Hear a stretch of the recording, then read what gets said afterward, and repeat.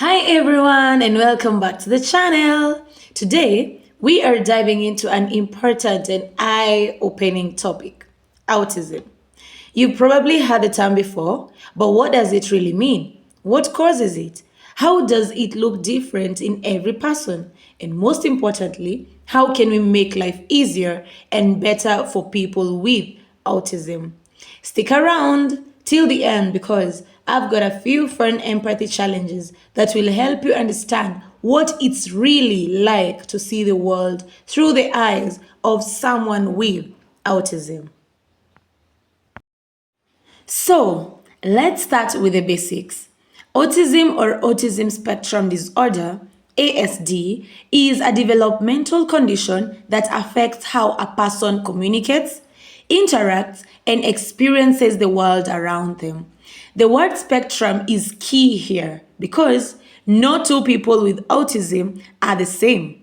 Some may have amazing memory or math skills, while others might struggle with speech or social cues. Autism does not mean someone is broken or less than anyone else. It just means their brains work differently, and that difference is what makes the world beautifully diverse.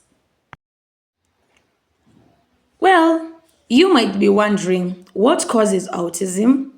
Well, there's no single cause.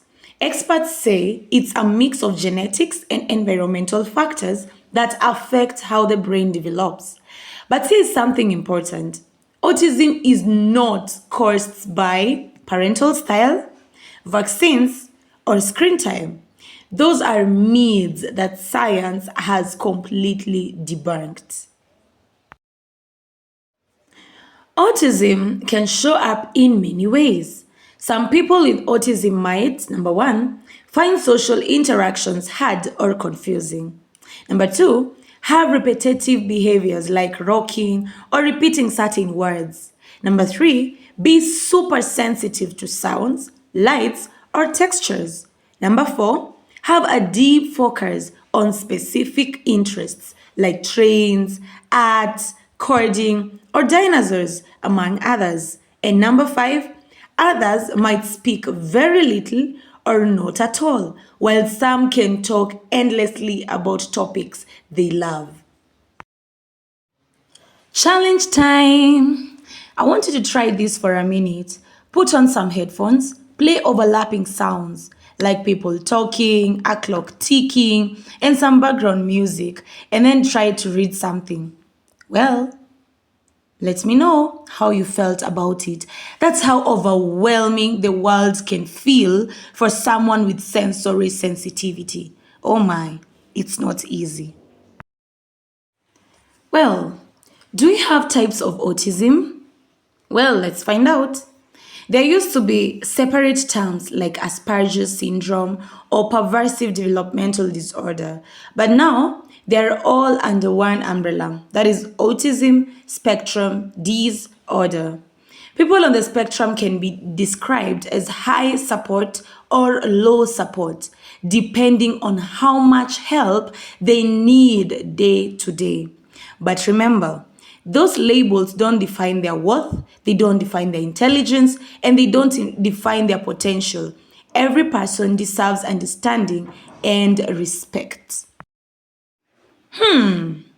Here's something many people don't realize. Autism looks different in every child. One child might love hugs, another might hate being touched. One might struggle with speaking, while another might be an amazing storyteller. And while some prefer routines and predictability, others might handle change just fine. That's why it's called a spectrum.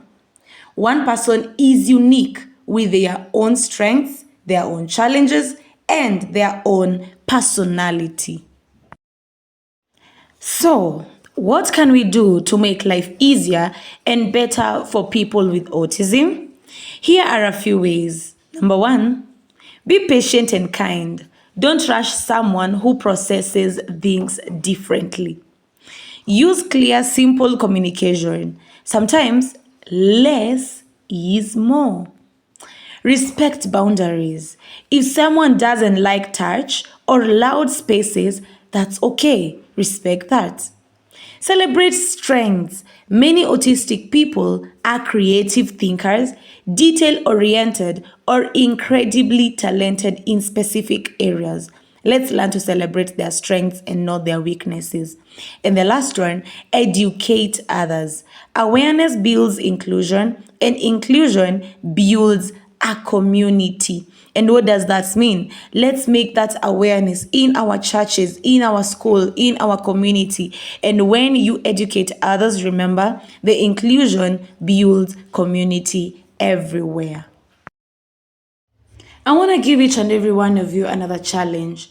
At least spend 1 hour today communicating with empathy, whether at school, home, or even at work.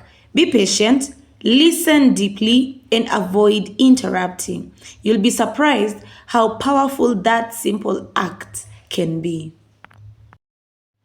And in conclusion, it is good for us to note that autism isn't something to fix. It's something to understand and embrace. When we take the time to learn, to listen, and to include, we make the world a little kinder and a lot more beautiful. So, I challenge you. Number one, share one thing you learned today in the comments. And number two, tag a friend who needs to hear this message. Don't forget to like, subscribe, and hit the bell for more videos that make us think, feel, and grow together. Thanks for watching. And remember, different doesn't mean less. Cheers.